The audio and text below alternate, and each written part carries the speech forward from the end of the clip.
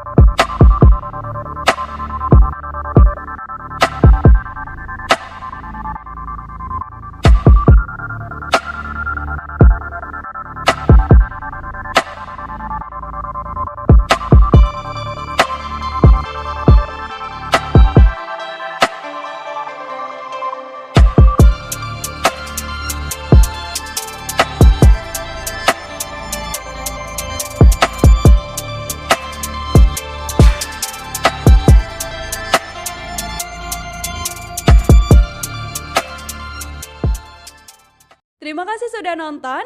Jangan lupa like, subscribe, dan share ya.